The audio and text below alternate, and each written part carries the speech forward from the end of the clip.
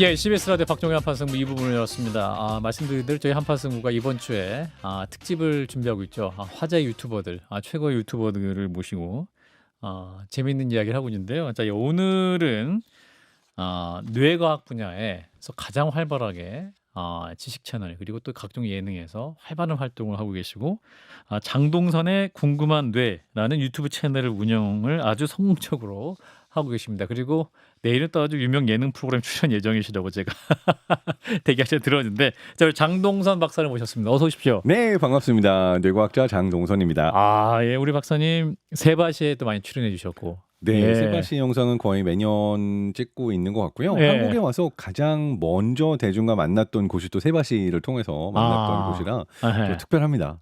네. 그래요. 또 우리 뇌과학 이야기를 굉장히 쉽고 또 재밌게 말씀해 주셔서 우리 대중 너무 사랑하는 과학자를 모셨어요. 독일에서 공부를 하셨어요, 그죠? 네, 독일 하이델베르크에서 태어나서 사실은 1.5세라고 할 수 있는데 20년 넘게 독일에서 살았고요.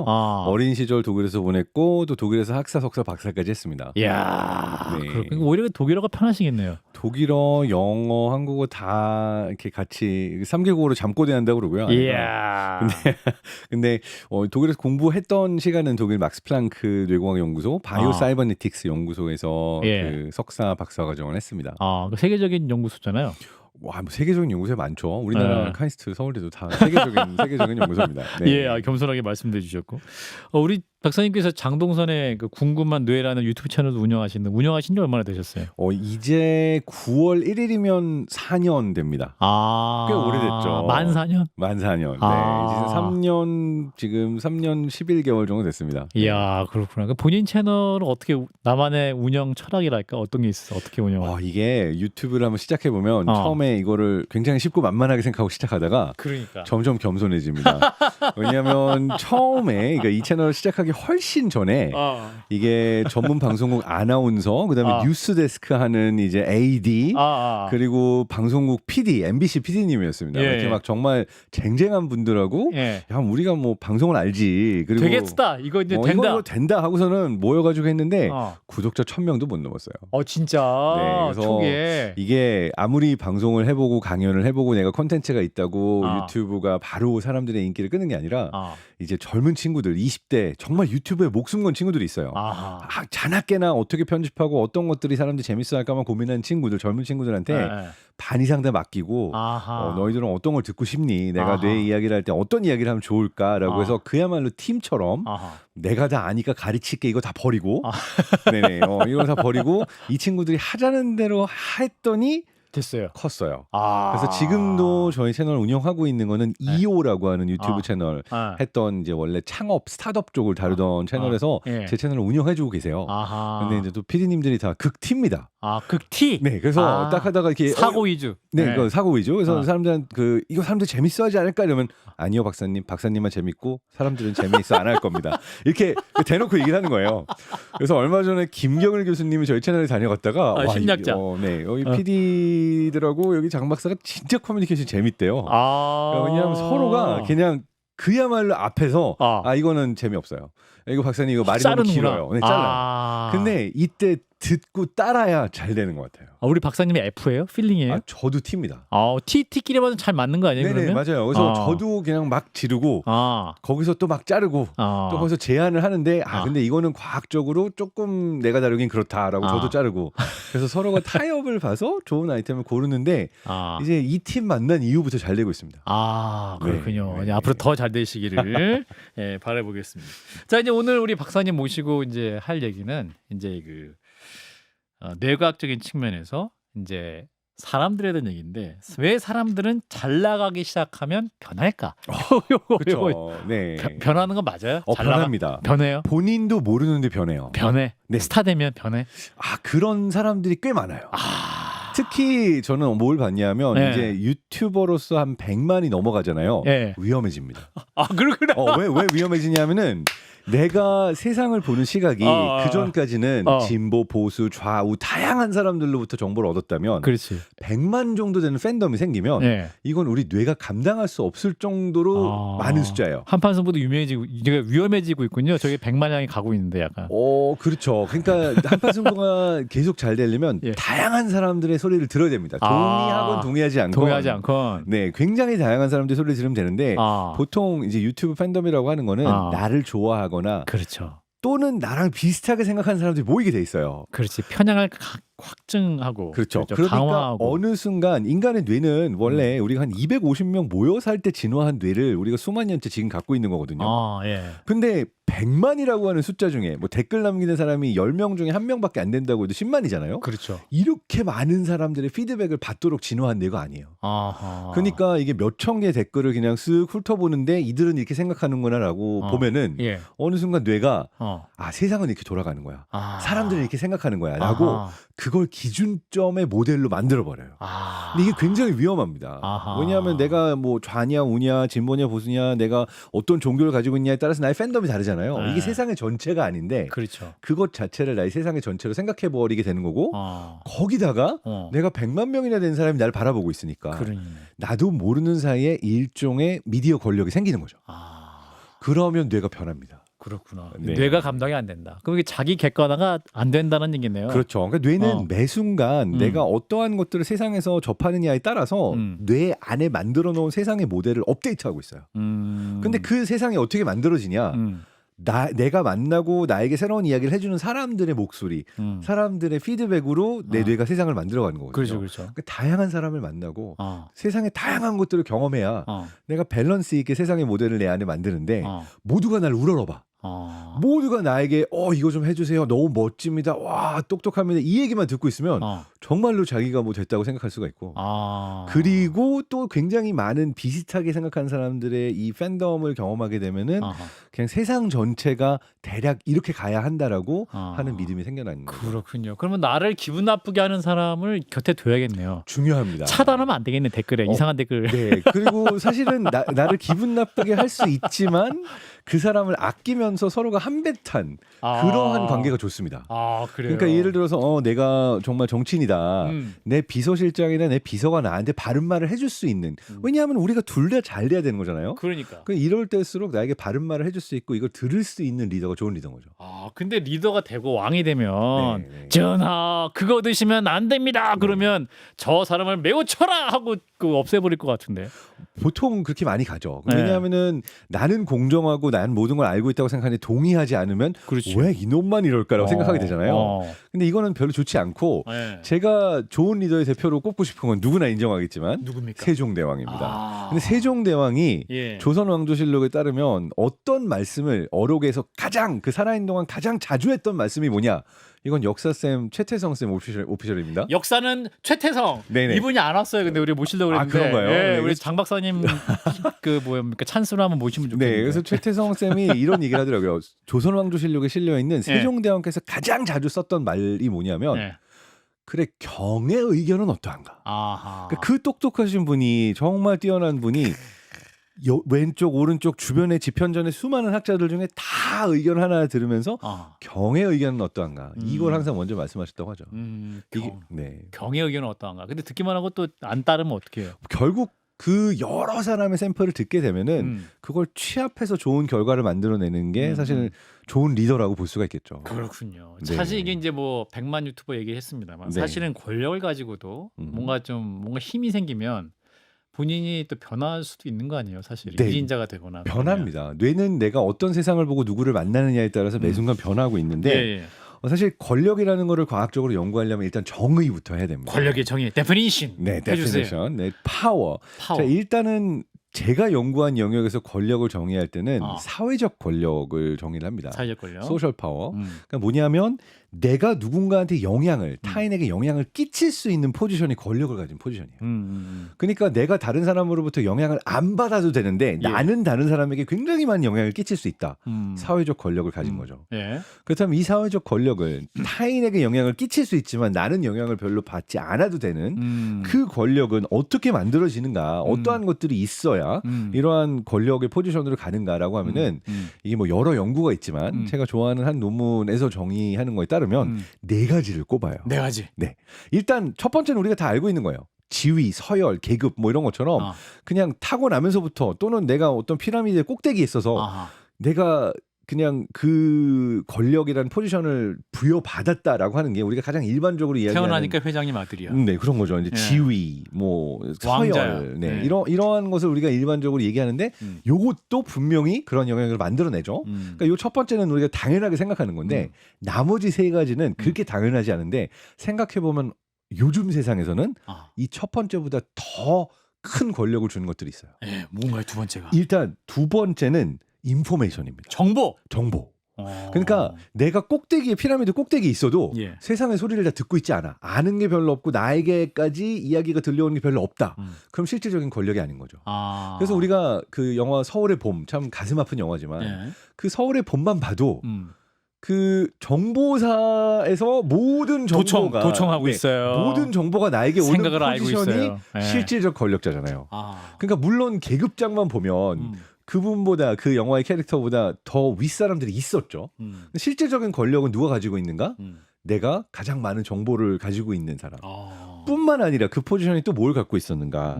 보면은 소셜 캐피털, 사회적 자본을 갖고 있었죠. 무슨 얘기냐면 친구가 많아요. 또 영향력 있는 나를 도와줄 수 있는 인플루언서 포지션에 있는 인플루언서들이 많은 거죠. 그래서 이 사회적 자본과 정보 이 두 가지가 현대 사회에서는 그리고 점점 더 큰 영향력을 가지게 되는 그러니까 권력을 정의하는 그 두 번째와 세 번째라고 할 수 있습니다. 그러니까 첫 번째가 지위 서열, 두 번째가 정보. 세 번째가 사회적 자본, 그리고 네 번째가 되게 흥미로운데 네 번째가 바로 내가 얼마나 많은 얼터너티브, 대안을 가지고 있는가요. 그러니까 다르게 말하면 이 네 번째는 뭘로 만들어낼 수 있냐면 머리가 좋고 아는 게 많으면 권력이 좀 더 생깁니다.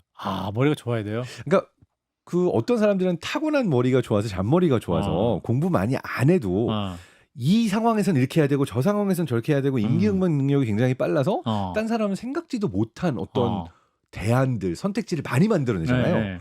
근데 그게 권력이에요. 그러니까 누군가는 딱 주어진 판에서 내가 주어진 거밖에 못하는데 누군가는 똑같은 판을 바꿔도 수를 봐요.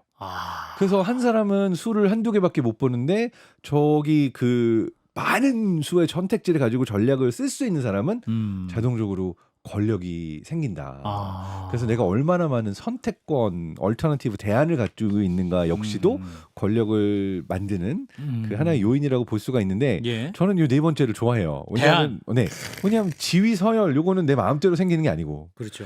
그 다음에 뭐 소셜 캐피탈 친구 많은 것도 걔네들끼리 모여가지고 나랑 친구 안 해 이러면 상처받고. 맞아요. 그리고 정보라는 것도 물론 내가 많이 수집할 수가 있겠지만 이렇게 쉽게 생기지 않는 거지만 그 정보와 그다음에 선택권이라고 하는 거 물론 이게 다 서로 상관관계가 있습니다만 요거는 이제 내가 열심히 노력해서 공부하고 뭔가 되게 나의 노력으로 얻을 수 있는 게 아닌가라고 생각해서 좋아하는 포인트입니다. 그렇군요. 근데 이렇게 이제 권력을 갖게 되면 이제 최고지에 올라가면 변하게 되잖아요. 변해요. 왜 변해요? 이게 무섭습니다. 일단 뇌가 변하는 이유는 되게 간단해요. 우리 몸에서 비용을 제일 많이 써요. 비용? 어떤 비용? 그러니까 우리가 에너지가 우리 몸이 쓰는 비용이라고 보면 먹고 나서 우리가 뭐 근육을 움직이려고 그래도 생각을 하려고 그래도 다 에너지가 드는 일이거든요. 근데 우리 몸에서 뭐 심장, 폐 모든 장기를 다 합쳐놓고 봤을 때 온몸의 에너지를 제일 많이 쓰는 게 뇌예요. 온몸의 20%에서 25% 정도를 씁니다. 그러니까 회사로 치면 이 부서 혼자서 우리 회사 예산의 4분의 1을 쓰는 거예요. 굉장히 비싼, 굉장히 공부 많이 하면 체력이 많이 쓰는 건 맞네요. 그러면 그쵸. 내가 막 영어로 공부하고 뭔가 되게 어려운 걸 공부하고 나면 운동장 몇 바퀴 돈 것만큼이나 에너지를 많이 쓰는 거죠. 그런데 이 비용을 뇌는 줄이려고 해요. 왜냐하면은 내가 계속 생각해야 되고 저 사람은 어떻게 대응할까, 내가 이 사람한테 잘 보이려면 뭘 해야 되지, 뭐 이 생각을 하려면 그쵸. 이게 다 에너지가 들어가는 거거든요. 뇌가. 그러다 보니까 최대한 안 할 수 있으면 뇌는 그런 걸 안 하고 싶어 합니다. 그런데 그걸 안 할 수 있나요? 내가 당연히 상관하는 게 잘 보여야 되고 동료들, 고객들 내가 챙겨야 되는 사람이 살면서 얼마나 많아요. 그러니까 뇌는 늘 다른 사람들을 챙기면서 열일을 하는데 내가 다른 사람 눈치 볼 일 없고 다른 사람에 대해서 나는 영향력이 많으나 다른 사람으로부터 뭐 눈치 볼 일 없고 내가 그런 어떤 의존할 필요가 없는 포지션이 되면 뇌는 자동으로 내가 쓰는 비용을 줄이려고요. 내가 에너지를 안 쓰고 내가 괜히 귀찮게 저 사람이 어떻게 느낄까 왜 생각하고 있어? 그 오히려 권력을 최고로만 권력 가질수록 소통하려고 에너지 안 쓰고 싶어 할 수도 있겠네, 필연적으로. 그렇죠. 근데 되게 재밌는 게 두 가지가 있습니다. 권력은 계속 유지하고 싶어지잖아요. 그러니까 계속 유지하고 싶어 하니까 그렇죠. 일단 공감 능력은 저하가 돼요. 공감 능력이 저하된 이유는 공감하는데 에너지가 많이 들어가요. 우리도 알 맞아. 겁니다. 들어야 돼. 어디 들어야 뭐 명절날 가서 다 들어주면서 힘든 얘기 다 이렇게 들어주고 맞장구 쳐주면 엄청 피곤하잖아요. 맞아요. 그러니까 공감 능력이 나도 모르는 사이에 줄어들어요. 내가 모르는 사이에. 어떻게 테스트를 하냐면 사람들한테 마스크를 씌우고 코로나19 때 같은 상황인 거죠. 네. 눈빛만 보고 이 사람의 감정을 알아맞추라고 그래요. 이거는 이제 영국의 학자가 만들었는데 Mind in the Eye 테스트라고 그래서 눈만 보고 눈빛만 보고도 감정을 읽어내는 테스트를 합니다. 예. 근데 흥미롭게도 권력자의 포지션에 있을수록 못 맞춰요. 그러니까 보통 사람 딱 눈치만 보고도 오늘 기분이 안 좋구나, 화가 났어, 좀 슬픈 것 같은데 뭐 이런 걸 읽어내는데 보통 우리 다 잘 하거든요. 첫째보다 막둥이가 눈치 잘 보잖아요. 맞아요. 우리 집도 둘째가 눈치를 많이 봐요, 보면. 근데 내가 이제 뭐 대리 때는 눈치 잘 보다가 내가 상무님이 됐어, 임원을 달았다. 그럼 갑자기 이 눈치가 떨어지는 거예요. 그러니까 공감 능력이 떨어지면서 직원들이 와가지고 지금 기분이 되게 안 좋은데 다들 기분 좋지 이러고 가는 거죠. 혼자만 기분 좋고. 근데 이게 본인은 모른다라는 게 맹점이에요. 나는 공감 잘하는 사람이라고 믿고 있지만 나의 뇌는 이게 에너지가 많이 들어가니까 나도 모르는 사이에 여기에 쓰는 비용을 낮춰놓은 겁니다. 근데 재밌네. 내가 공감 능력이 떨어졌다라고 생각을 못한 이유가 또 있어요. 왜요? 왜 뭐냐면 언뜻 비슷한 것 같지만 조금 다른 능력은 올라가요. 어떤 능력이 올라가요? 대인 관계를 읽어내는 민감도는 올라가요. 어떤 대? 얘가 난 충성한다 안 한다? 충성한다 안 한다도 그렇고 이런 거죠. 쫙 회의 들어가요. 회의 들어가가지고 이들이 지금 기분이 안 좋은지 화가 나는지 이거 못 읽어냅니다.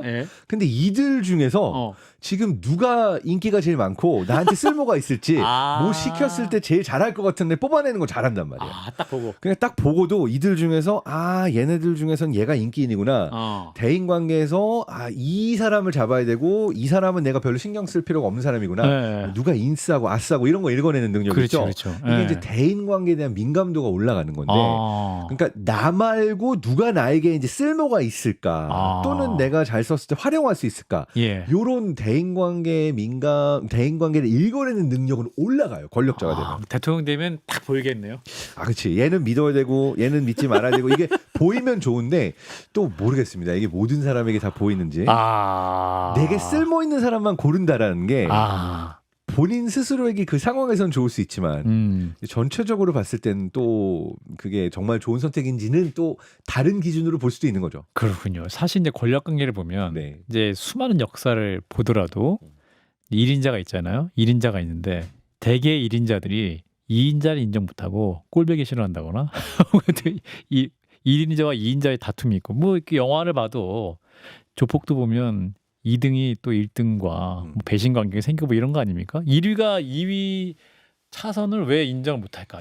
이것도 약간 제가 볼 때는 편견이라고 생각이 되는데요. 편견이에요? 네네네. 이거는 어떻게 보면은 그런 사람이 1인자로 올라가는 사회의 문제라고 봅니다. 왜냐하면 보통 2인자를 옆에 두지 않는 사람은 누구냐? 기회가 나면 짓밟고 올라간 사람.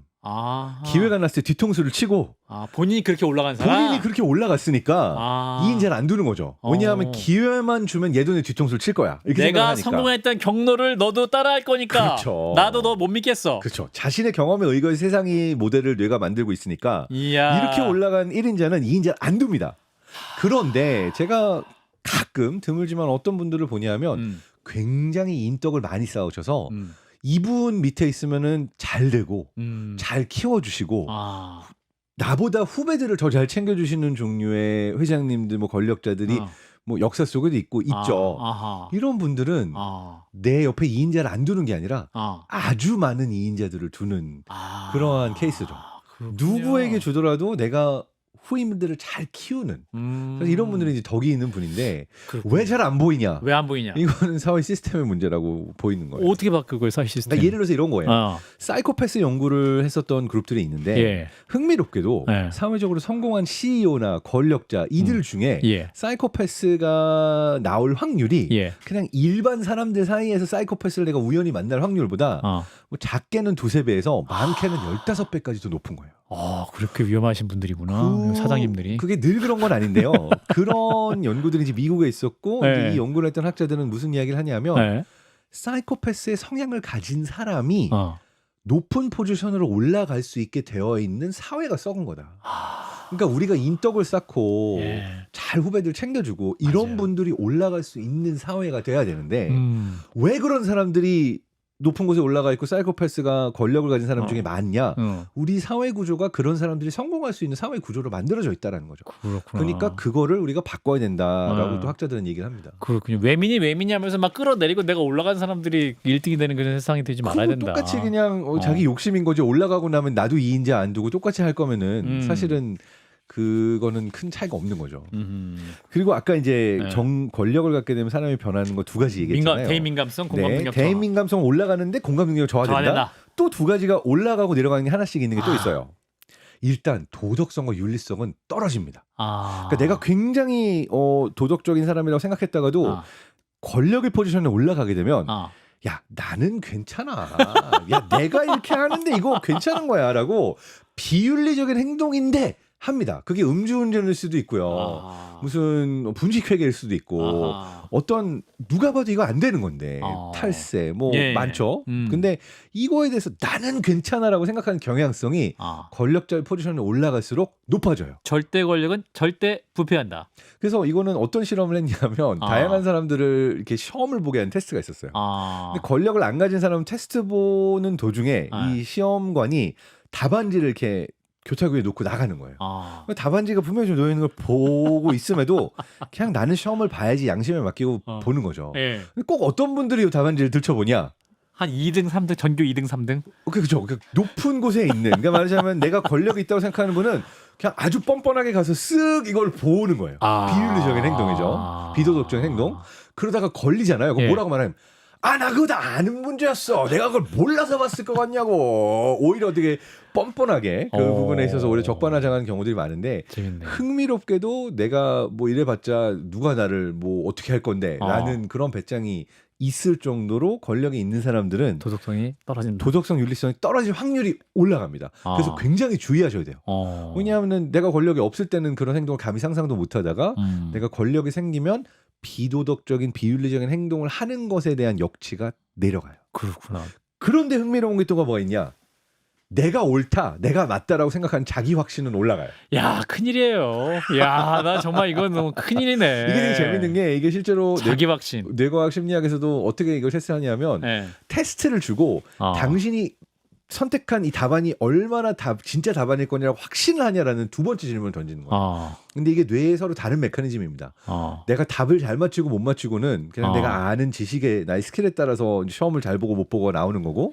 근데 각각의 문제를 굉장히 잘 내가 맞췄는지 틀린지를 아는 분들이 있어요. 이런 분들은 이제 메타인지가 높다라고 하는 거죠. 예를 들어서 나 시험 봤는데 10문제 중에 2문제는 틀린 것 같아. 이렇게 얘기했는데 실제로 보면은 100점 만점 80점 나온 거예요. 그리고 나 망했어. 40점 정도 나올 것 같아. 진짜 40점이 나와요. 메타인지 능력이 좋은 분들이에요. 그러니까 무조건 확신을 가지고 있는 게 아니라 나는 잘했을 거다 못했을 거다라고 하는 그 감이 스스로에 대한 감이 좋은 건데 흥미로운 건 권력자로 올라갈수록 이 메타인지 능력이 살아있어라. 좋은 정치를 하고 좋은 경영을 하거든요. 그런데 내가 권력이 오랫동안 생기고 내가 그 권력자의 포지션에 있게 되면 아니면 심지어 권력이 있다고 상상하는 것만으로도 자기 확신이 올라가고 내가 맞아. 100% 맞아. 이거 내 말을 못 믿는 거야 지금 네가? 이렇게 가는 거죠. 내가 해봐서 아는데. 내가 아는데 틀리면 이거 이상한데 이거 문제 출제자가 잘못했어요. 뭐 이런 식으로 우기는 거죠. 그래서 이것 역시도 공통적으로 내가 권력이 생기면은 사람들이 이렇게 변한다라고 하는 것들이 있습니다. 정리해 보면 공감 능력 떨어지고, 근데 누가 쓸모 있을지 읽어내는 대인관계 민감도는 올라가고.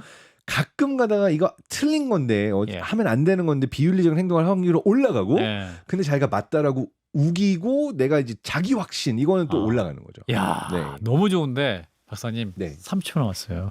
어떻게 하면 좋지? 그러면 이제 우리가 메타인지 요거 메타인지를 높이는 방법 뭐예요? 대안은 이 메타인지. 다른 사람의 말을 잘 듣는 거예요. 그리고 그래요? 많은 사람의 이야기를 듣는 거예요. 그러니까 내가 몇몇 사람들의 말만 들으면 안 되는데 아주 넓은 레인지. 그러니까 저 같은 경우는 한겨레 신문도 읽고 조선일보도 읽습니다.